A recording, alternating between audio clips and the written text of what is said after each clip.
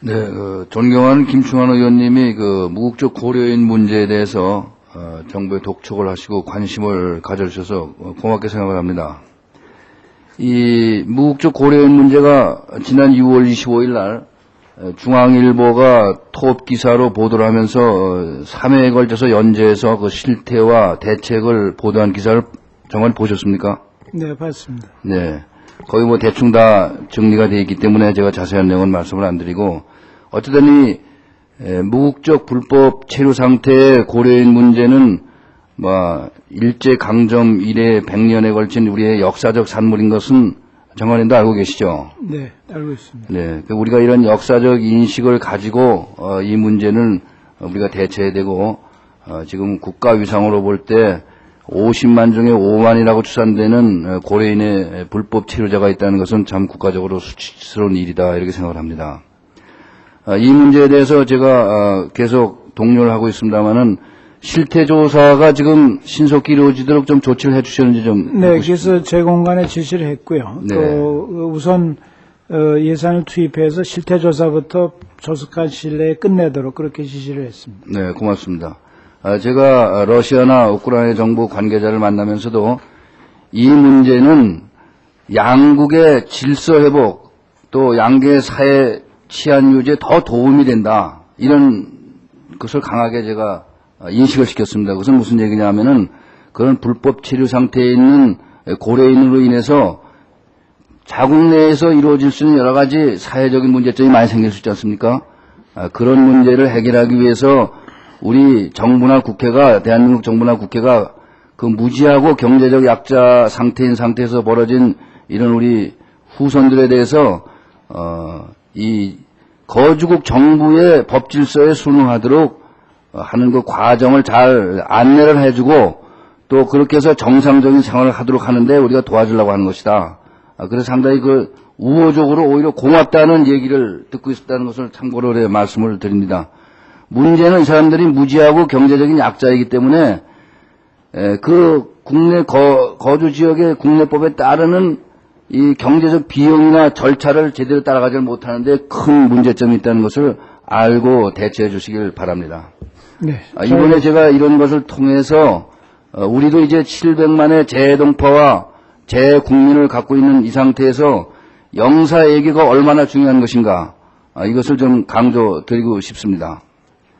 그리고 이번 그 실태 파악을 통해서 제가 느낀 것이, 그 주재국 재공간의 애교관들이 얼마나 창의적이고 능동적으로 애교 활동을 하느냐가 엄청난 차이가 있다, 이런 걸 느꼈습니다. 우크라이나 대사관을 비롯해서 그런 열심히 일하고 있는 재공간을 좀 장관께서 좀 격려 좀 해주실 수 있겠죠? 네, 잘 알겠습니다. 네. 예. 지금 개성공단의 육시 억류 문제에 대해서 좀 묻겠습니다. 이게 지금 통일부 소관을 해서 그 개성공단 의제에 들어가 있는데, 지금 개성공단 의제에서 그 남북이 만나서 얘기할 때 보면은 임대료, 임금 이 협상하고 있는 거 아닙니까, 주로요?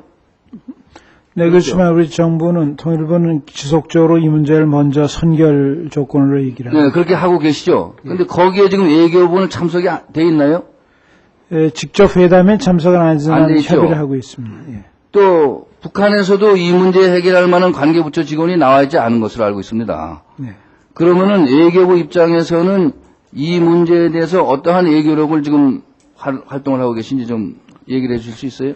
그래서 현재 지금 그 남북 간에 간헐적으로나마 대화가 되고 있기 때문에 우선 거기에 지금 그 치중을 하고 있고, 또 여기에 대한 우리 입장은 이미 관계국에 다 통보를 하고, 특히 이 육자회담 참여국인 우리 주변국에 대해서 그 문제에 대한 중요성, 심각성을 좀 리마인드하고 북한에 각종 경로를 통해서 조기 석방을 촉구하도록 그런 외교적인 노력을 전개하고 있습니다. 그 성과가 좀 어떤지 얘기해 줄 수 있어요? 그래서 현재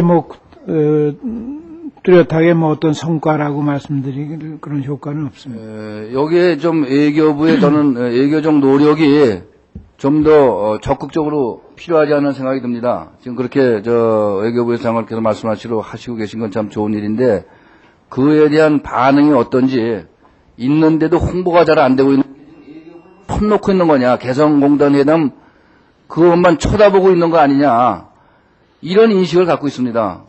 이래서 되겠습니까? 억류 문제야말로 외교적인 문제인데 그걸 좀 적극적으로 여태까지 외교부 활동한 게 있으면은 홍보를 잘 하시든지 그렇지 않으면 그 관계국과의 그 협조가 잘 되도록 좀 노력해 주시기 바랍니다. 그리고 오늘 그 경향신문 오전 기사에 보면은 미국, 중국, 일본이 정기 협의체를 발족시키기로 해서 조만간 이르면 이달 중에 첫 모임을 갖는다. 이런 기사 보셨습니까? 네, 봤습니다. 이게 무슨 의미인가요? 글쎄, 지금 아직 뭐 언제 개최될지 뭐 그런 건 정해지지 않은 것 같은데요. 오래전부터 이제 그런 그 미중 간에도 그 동북아에 있어서 이제 관계국이 뭐 한중일도 했고 또 미중일 또 여러 가지 그런 그 뭐 한미일 또 이런 그 다중적인 그런 차원에서 대화가 필요하다는 점에서 학계를 중심으로 제기가 돼 가지고 그것이 이제 1.5 트랙 내지 이제 정부 정책 협의 차원에서 뭐 만난다는 얘기는 들었습니다만은 아직 확정되지 않았고 거기에 대해서 이미 우리가 이 한반도와 관련된 문제는 일체 논의의 대상으로 되는 건 반대한다는 입장을 미국, 중국, 일본에 각각 우리 입장을 명확히 설명을 했고 또 그쪽에서도 이것은 한반도 관계없는 범세계적인 이슈가 어젠다가 될 것이라는 점에 대해서 또 저희들이 회답을 받은 적이 있습니다. 그러면 이 협의체가 구체적으로 어떤 의견을 가지고 발족되는지에 대해서 확실하게 알고 있습니다. 이게 뭐 협의체라기보다는 그런 우리가 한중일도 만나고 한미일도 만나는 막 그래서 미중일도 만난다는 차원이고 이것이 다만 뭐 우리만 관심이 있는 게 아니고 러시아도 여기에 대한 관심이 있고 하기 때문에 이 문제에 관련해서 뭐 우리가 특별히 이렇게 뭐 이익에 손해를 간다 이런 차원에서 볼 것은 아니라고 생각을 하고 있습니다. 네, 수고하셨습니다. 다음은 한나라당의 정진석 의원님 질의해 주시기 바랍니다.